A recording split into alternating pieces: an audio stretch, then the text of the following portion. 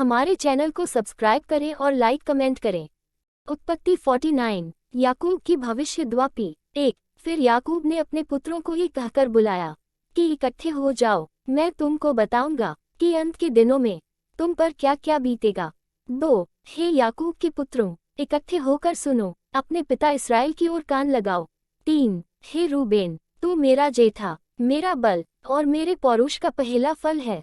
प्रतिष्ठा का उत्तम भाग और शक्ति का भी उत्तम भाग तू ही है। 4। तू जो जल की नाई उबलने वाला है, इसलिए औरों से श्रेष्ठ न ठहरेगा, क्योंकि तू अपने पिता की खाट पर चढ़ा, तब तूने उसको अशुद्ध किया, वह मेरे बिछौने पर चढ़ गया। 5। शिमोन और लेवी तो भाई भाई हैं, उनकी तलवारें उपद्रव के हथियार हैं। 6। हे मेरे जीव, उनके मर्म में न पड़, हे मेरी महिमा, उनकी सभा में मत मिल, क्योंकि उन्होंने कोप से मनुष्यों को घात किया और अपनी ही इच्छा पर चलकर बैलों की पूंछें काटी हैं। 7। धिक्कार उनके कोप को जो प्रचंड था और उनके रोष को जो निर्दय था, मैं उन्हें याकूब में अलग अलग और इसराइल में तितर बितर कर दूंगा। 8। हे यहूदा, तेरे भाई तेरा धन्यवाद करेंगे, तेरा हाथ तेरे शत्रुओं की गर्दन पर पड़ेगा, तेरे पिता के पुत्र तुझे दंडवत करेंगे। 9। यहूदा सिंह का डावरू है, हे मेरे पुत्र, तू ऐर करके गुफा में गया है, वह सिंहवा सिंहनी की नाई दबकर बैठ गया, फिर कौन उसको छेड़ेगा। 10। जब तक शीलो न आए तब तक न तो यहूदा से राजदंड छूटेगा, न उसके वंश से व्यवस्था देने वाला अलग होगा, और राज्य के लोग उसके अधीन हो जाएंगे। 11। वह अपने जवान गदहे को दाखलता में और अपनी गधी के बच्चे को उत्तम जाति की दाखलता में बांधा करेगा। उसने अपने वस्त्र दाखमधु में और अपना पहरावा दाखों के रस में धोया है। 12। उसकी आंखें दाखमधु से चमकीली और उसके दांत दूध से श्वेत होंगे। 13। जब उन समुद्र के तीर पर निवास करेगा, वह जहाजों के लिए बंदरगाह का काम देगा, और उसका परला भाग सीदोन के निकट पहुंचेगा। 14। इस्साकार एक बड़ा और बलवंत गधा है, जो पशुओं के बाड़ों के बीच में दबका रहता है। 15। उसने एक विश्राम स्थान देखकर कि अच्छा है और एक देश कि मनोहर है, अपने कंधे को बोझ उठाने के लिए झुकाया और बेगारी में दास का सा काम करने लगा।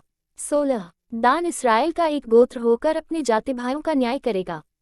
17। दान मार्ग में का एक सांप और रास्ते में का एक नाग होगा, जो घोड़े की नली को दंसता है, जिससे उसका सवार पछाड़ खाकर गिर पड़ता है। 18। हे यहोवा, मैं तुझी से उद्धार पाने की बात जोहता आया हूँ। 19। गाद पर एक दल चढ़ाई तो करेगा, पर वह उसी दल के पिछले भाग पर छापा मारेगा।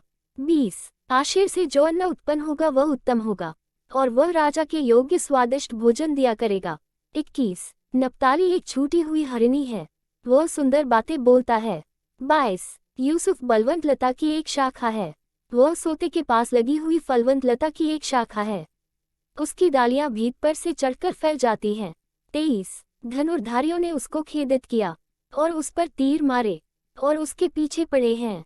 24। पर उसका धनुष दृढ़ रहा और उसकी बाँह और हाथ याकूब के उसी शक्तिमान ईश्वर के हाथों के द्वारा फुर्तीले हुए, जिसके पास से वह चरवाहा आएगा, जो इसराइल का पत्थर भी ठहरेगा। 25।